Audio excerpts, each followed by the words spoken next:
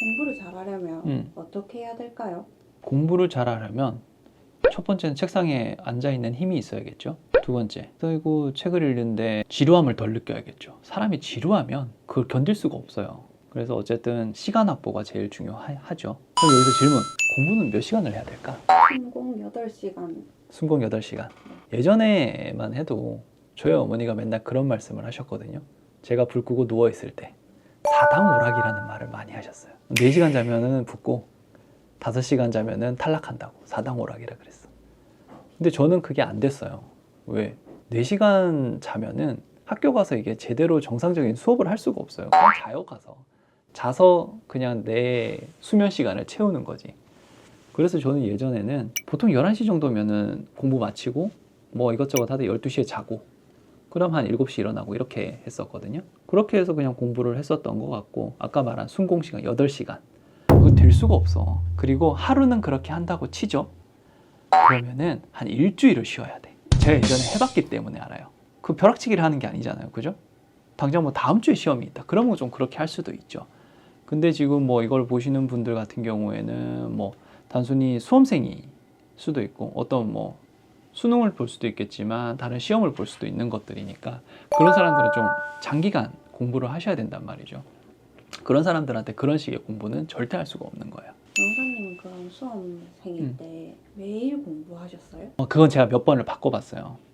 매일 공부하는 게 모든 수험생이나 부모님이 바라시는 거겠죠. 근데 그건 잘 안 돼요. 사람은 어떻게든 조금씩은 쉬어야 돼. 그렇게 하지 않는다면 아까 공부 시간을 늘리면 어떻게 된다 그랬죠? 지친다, 퍼진다고 했죠. 그래서 저는 몇 번 바꿔봤어요. 수요일을 한번 쉬어볼까? 토요일을 한번 쉬어볼까? 일요일을 쉬어볼까? 결론은 하루를 통으로 쉬는 거는 좋지 않다. 그러면은 그 다음 날이 힘들어져요.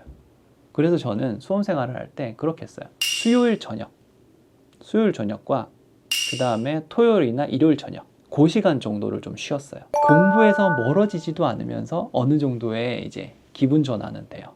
그래서 저는 이런 루틴을 조금 추천을 드려요. 뭐 그렇지 않은 친구들도 있겠죠. 난 매일 해도 상관없어. 그런 친구는 당연히 매일매일 하면 더 좋겠죠. 그래서 공부를 잘하려면 어떻게 해야 돼요? 책을 많이 읽어야겠죠. 사법연수생이 교수님한테 물어봤대요. 교수님, 저는 이거를 아무리 봐도 이해가 안 됩니다. 좀 알려주십시오.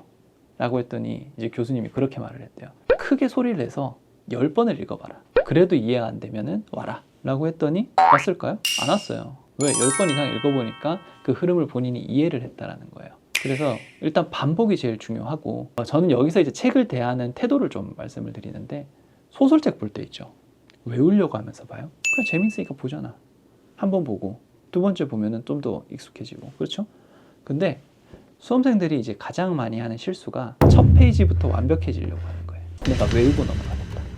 가장 이거는 실패의 지름길이에요. 그 책을 앞으로 5번 본다라고 생각을 하고 처음에는 가볍게 읽는 거예요. 그래서 그때 저는 어떻게 했냐면은 연필 들고 처음에 읽을 때 자들고 처음 보니까 다 모르잖아. 읽으면서 줄을 좀 끄면서 보는 거예요. 그렇게 한 번을 봅니다. 그러면은 이제 두 번째 텀이 오겠죠. 첫 번째 텀에서 저는 절대 외우려고 하지 않아요. 이해가 안 되는 부분들은 이해를 하려고 하죠.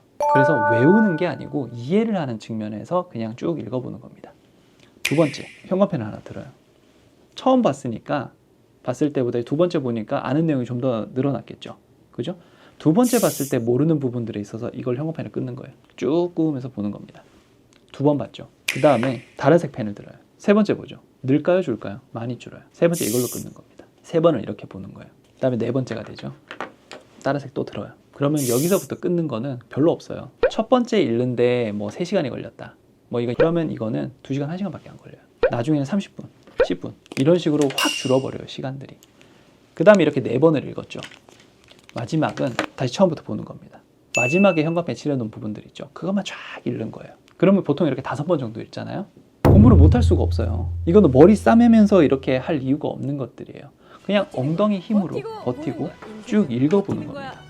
시험을 제일 잘 치는 사람이 누군지 알아요?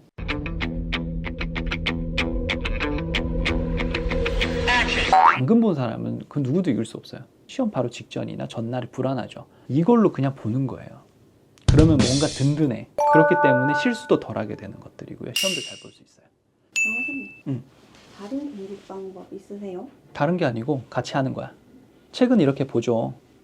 근데 책만 보면은 완전 고득점으로 더 가기는 힘들죠. 그죠? 왜냐면은 응용이 안 되잖아. 이 책에 있는 내용이 어떤 식으로 응용이 될 수 있는지. 쉽게 말해서 국사 같은 경우에 뭐 몇 년도 몇 년도 뭐 이런 일들이 쭉 있죠. 그러면은 이게 그렇게는 보는데 나중에 시험 문제가 나왔을 때 순서를 뭐 바꿔버려서 순서대로 나열하라든지 그런 식의 응용이 될 수는 있다는 거죠. 지금 제가 아까 한 5번 정도 보라고 했잖아요. 그러면 한 2번 정도 봤을 때 문제집을 저는 같이 풉니다. 그 분량에 대한 문제집을 풀죠. 그러면은 많이 맞아요. 아니까 2-3번 정도 보게 되면은. 근데 모르는 부분들이 있어요. 모르는 부분들은 진짜 책에 없어서 모를 수도 있는 것들이고요. 책에 있지만 응용을 못하니까 틀리는 부분들이 있어요. 그럼 그 부분들은 무조건 체크를 해두셔야 되는 거예요. 그러니까 이게 보통 쉽게 말하는 오답 노트가 되는 것들이죠. 근데 오답 노트를 특히 뭐 중학생이나 이런 애들이 하는 걸 보면은 이거를 따로 또 만들어 꼼꼼히 또 적습니다. 그러면서 공부했다라고 하는 것 같은데 그건 절대 공부가 아니에요. 그건 시간 죽이고 노는 거예요. 그냥 저는 예전에 이 플래그 있죠? 띠지로 체크만 따다닥 해놔요. 바로 나중에 볼 수 있게. 그죠? 그렇게 일단 체크를 해놓고 그런 식의 2-3번째 반복이 되는 거예요. 그 다음에 다음 책을 읽을 때 그 부분만 보는 거예요. 보면서 그때도 모르겠다 라고 하는 거는 여기서 책으로 그때 옮겨 적는 거예요. 그러면 책에 보면 이렇게 있으면 옆에 다 빈 공간이잖아요. 그럼 거기다 이렇게 다 적을 수 있는 것들이에요. 간단하게. 이 문제를 그대로 옮겨오는 거 아닙니다. 그러면 이제 4번째까지 봤죠. 그럼 5번째 우리 반복할 때 있죠. 그때 다시 한번 쭉 보는 거예요. 저는 평생 이렇게 공부를 해왔어요. 이게 가장 좋은 점이 뭐냐. 첫 스타트가 스무스하게 넘어간다는 거예요. 예전에 그런 거 보면 있죠. 나는 그 수학책 보면은 첫 단락만 까맣다. 왜? 첫 번째 부분에서 완벽하고 싶은 거예요. 그러니까 이제 첫 부분에서 이제 내가 쉬운 부분들은 할 수 있는데 뒷부분도 점점 어려워지니 포기를 하게 되죠. 절대 그렇게 하지 마시라는 겁니다. 첫 번째 볼 때는 가볍게 보라는 거예요. 왜? 너는 다음에 2번째 볼 거고 3번째 볼 거야. 그 마음이 있어야 돼요. 이거는 단기 레이스가 아니에요. 진짜 뭐 학교 내신처럼 그런 경우에는 정말 이거 아까 5번짜리가 6번, 7번, 8번이 될 수도 있는 것들이고 숫자를 늘리는 식으로 가면 되는 거지 공부 방법이 달라질 건 없어요. 대신 저는 만약 오늘 제가 알려드린 이런 간단한 방법만 따라와 준다면은 공부 못하는 사람은 없다라고 생각을 해요. 제가 만약 다시 돌아간다고 하더라도 이렇게 똑같이 공부할 거예요. 그래서 목표는 뭐가 돼야겠어요? 방금 본 놈이 되는 거예요. 방금 본 사람이 될 수 있다면 시험을 못 볼래야 못 볼 수가 없어요. 중학생, 고등학생, 청소년기를 떠나서 뭐 각종 시험을 준비하시는 분도 다 마찬가지예요. 특히나 이제 진짜 본격적인 수험을 하시는 분들은 책 두께가 이 정도 되다 보니까 고민이 많으시거든요. 여기에 압도되지 말라는 겁니다. 그냥 저는 시간을 들여서 반복해서 보면 되는 겁니다. 그러면 내 머릿속에서 차근차근 자기도 모르게 설계가 되고 틀이 짜이고요. 제가 뭐 오늘 말씀드리는 게 뭐 정도는 아니 정확한 방법이나 뭐 완벽한 방법은 아닐 수 있는데 적어도 이렇게 따라오신다면은 중상 이상 갈 수 있다. 그러면 결국은 합격권인 거거든요. 그래서 이 방법 꼭 한번 따라 한번 해보시기 바랍니다. 이상 이건우 변호사였습니다.